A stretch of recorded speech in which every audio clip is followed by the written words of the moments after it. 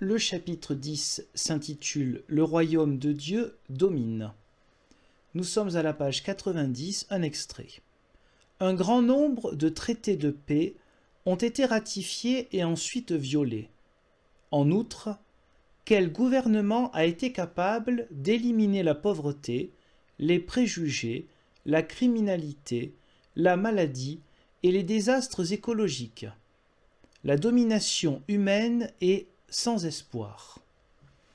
Un petit exemple que je qualifierais de comique sur le fait que ce monde, une fois de plus, est vraiment pourri et qu'on n'arrive vraiment à rien dans ce monde.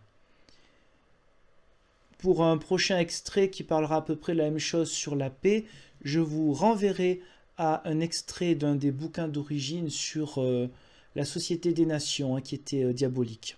Parce que quand il y a des organismes mondiaux qui cherchent à travailler à la paix, c'est le diable. Mais on se plaint quand même que les gouvernements ne travaillent pas assez à la paix. Voilà. Un peu plus bas à la page 90, certes, dans les milieux religieux, on parle parfois du règne ou royaume de Dieu. Pause. Dans les milieux religieux, ça veut dire quoi exactement? En fait, des millions de gens en font mention chaque jour dans leurs prières, quand ils récitent le Notre Père. Mais lorsqu'on leur pose cette question, qu'est-ce que le royaume de Dieu? Ils répondent de façon très diverse. Petite pause. Et alors? La diversité, c'est pas possible dans l'interprétation. Je reprends, nous sommes maintenant à la page 91. Certains disent, il est dans le cœur. Pour d'autres, c'est le ciel.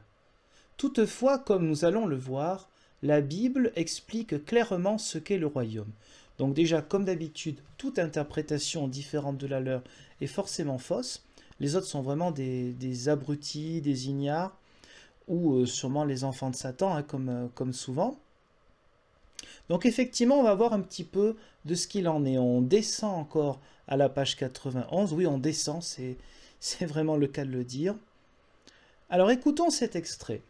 Une traduction rend ainsi les paroles que Jésus adressa aux pharisiens méchants.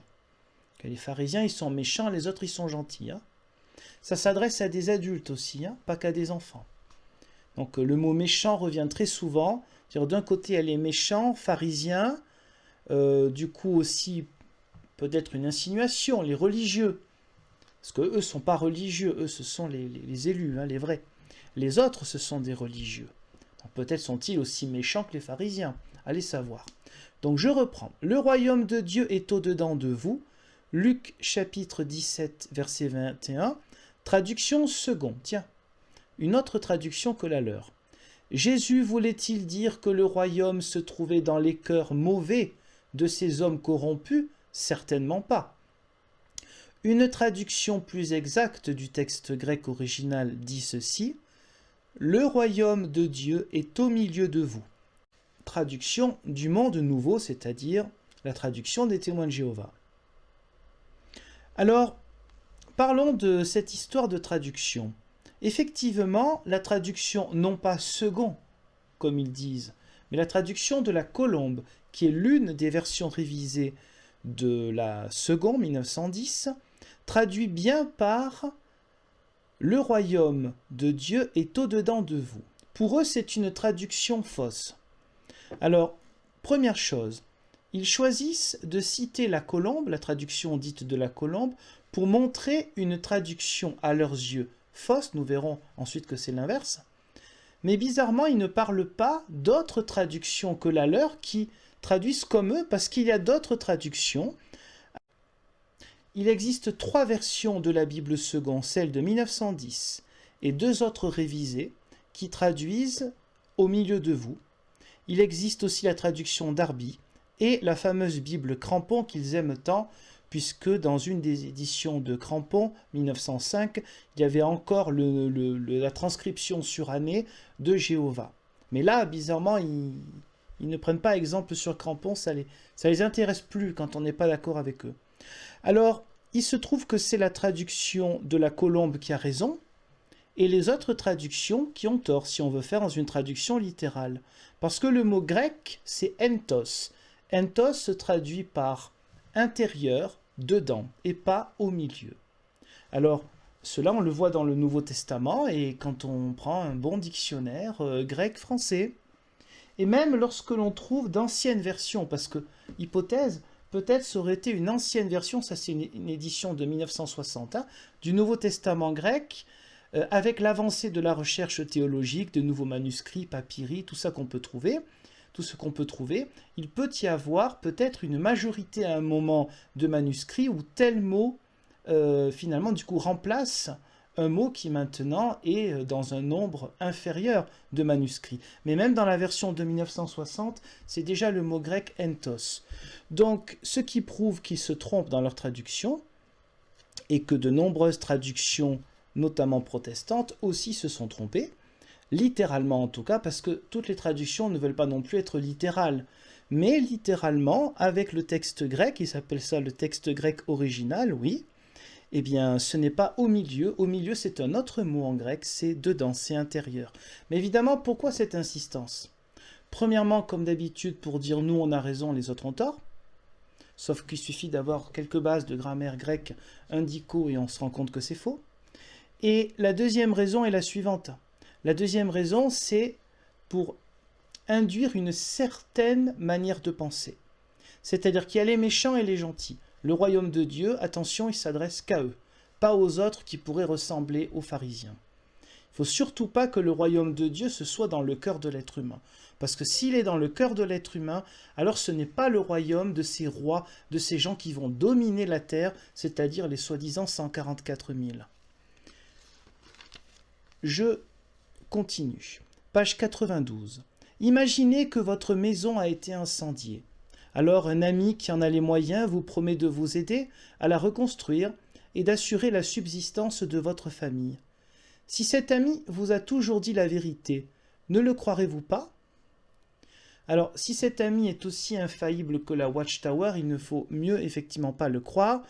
Je ne vais pas vous remettre à chaque fois l'article du journal de 1918 où M. Rutherford annonçait que des millions de gens littéralement ne mourraient jamais, et lui il est mort en 1943. Il y a aussi quelques années après, dans certains journaux, il parlait de 1925 pour la fin du monde. Bon, on a vu ce que ça a donné. Donc effectivement, prenez cela, ça vous pouvez le prendre à la lettre. Cet ami qui vous a toujours dit la vérité, c'est pas la Watchtower.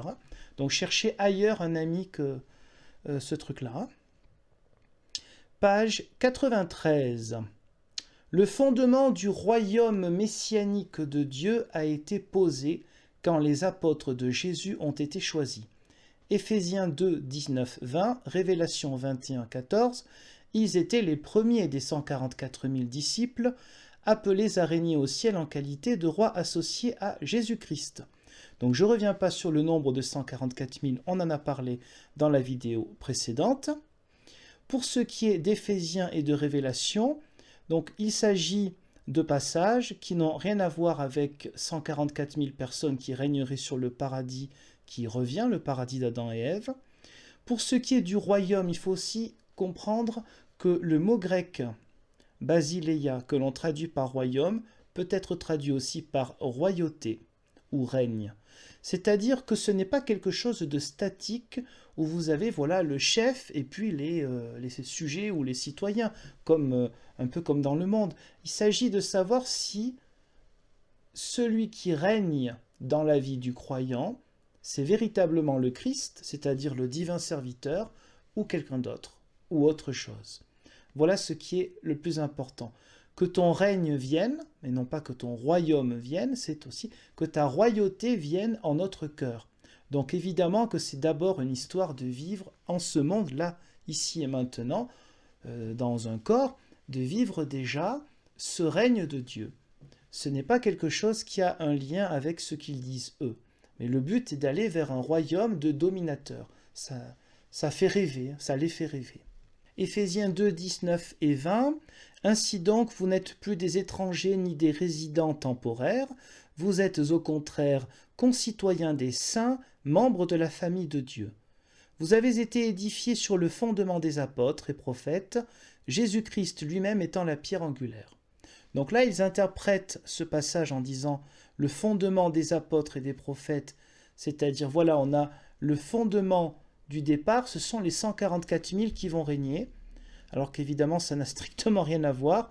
Le fondement, c'est la bonne nouvelle qui a été annoncée par les premiers chrétiens. Quand on parle apôtres et prophètes, on ne parle pas d'un nombre limité. Le commentaire, les sources sont toujours en dessous de la vidéo, hein. Le commentaire là de Michel Boutier, nous allons l'écouter sur ce passage d'Éphésiens. Quelque extension que l'on donne au groupe des saints, en tout état de cause, Éphésiens attribue aux destinataires la nationalité et la familiarité sans restriction, puisqu'elles sont mesures de grâce. Donc, il n'est jamais question de restreindre à un nombre. Page 126, donc de ce commentaire. Hop. Demeure ou temple. La demeure la plus active du Nouveau Testament occupe les derniers versets du chapitre et amorce une allégorie. La métaphore est à l'exact confluent des deux courants qui alimentent la réalité de l'Église. Peuple de Dieu et corps du Christ. Le corps du Christ ressuscité se révèle à travers ceux qui croient en lui. Le corps de chaque croyant devient à son tour sanctuaire de Dieu et de son esprit. Les métaphores du corps et de la maison se marient au point qu'on bâtit le corps, que la maison s'articule et grandit comme un arbre, que les pierres vivent. Donc nous avons bien quelque chose qui n'est pas statique au niveau du nombre de personnes, ni au niveau, j'ai envie de dire, de la géographie. C'est-à-dire qu'il y a toujours la grâce de Dieu pour tout être humain, qu'il n'est pas question d'enfermer cela dans un lieu ou dans un autre. Mais évidemment, c'est fait exprès parce qu'après, vous avez le passage dans le livre de l'Apocalypse, la Révélation, chapitre 21, verset 14. La muraille de la ville avait 12 fondations qui portaient les noms des 12 apôtres de l'agneau. Alors, interprétation de ce livre-là que j'ai pu lire, ces interprétations expliquent bien qu'il ne s'agit pas du tout de considérer que les 12 apôtres étaient la base de tout, mais plutôt qu'il y avait donc ce lien avec l'Église dans son ensemble, 12 symbolisant toujours l'ensemble de l'Église universelle. Les apôtres signifient envoyés, et le Christ n'a pas envoyé que les apôtres, mais tout disciple, et c'est le cas encore aujourd'hui.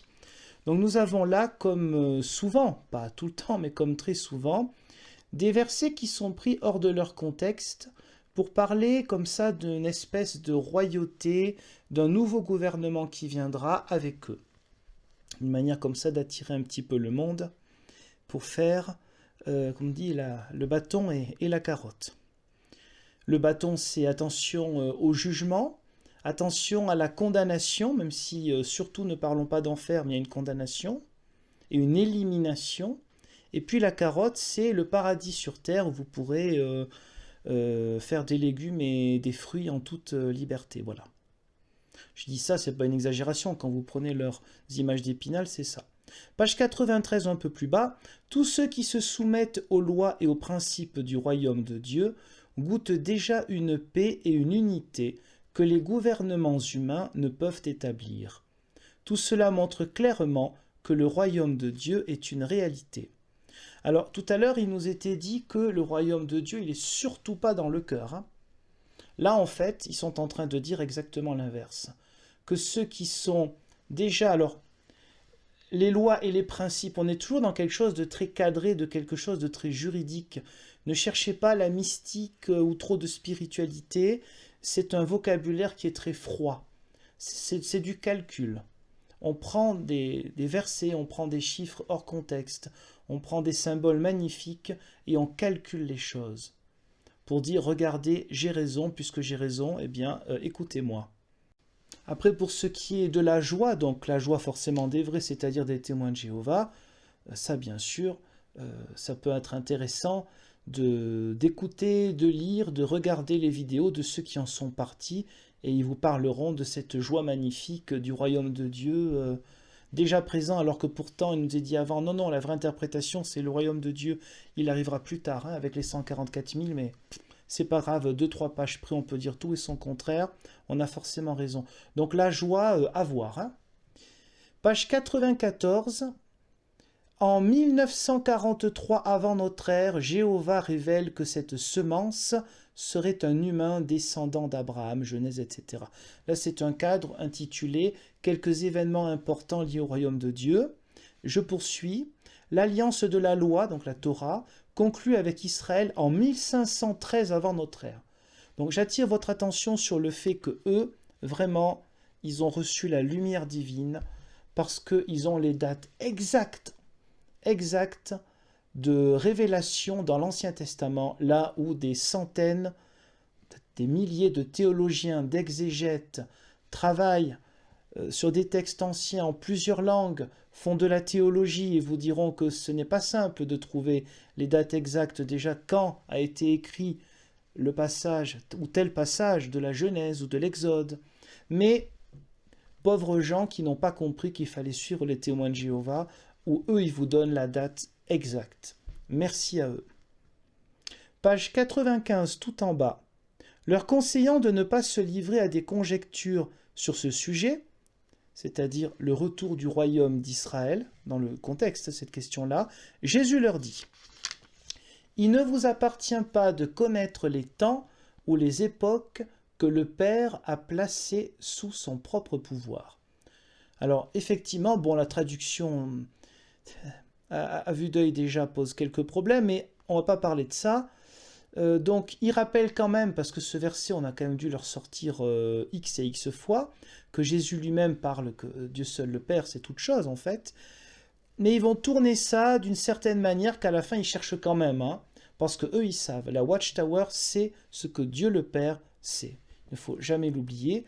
Ils le savaient en 1918, la Watchtower, hein, quand ils annonçaient que des millions de gens ne mourraient jamais, littéralement.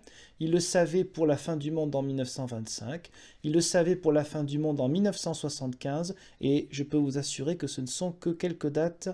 Il y a d'autres moments aussi où, de ci, de là, il était clair que la fin arrivait maintenant. Donc voilà un livre qui est digne de confiance.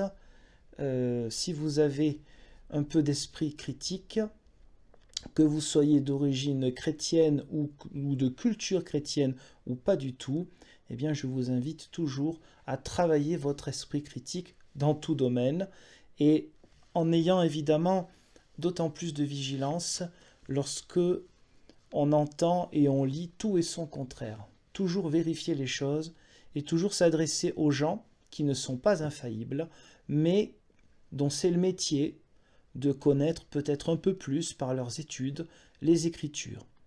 Et le bon signe, c'est quand on vous explique qu'on ne sait pas tout, qu'il y a plusieurs interprétations. Et là, c'est le contraire, on vous dit toute la vérité. Donc évidemment, soyez vigilants face à ce genre de mouvement. Ils ne sont pas les seuls. Merci.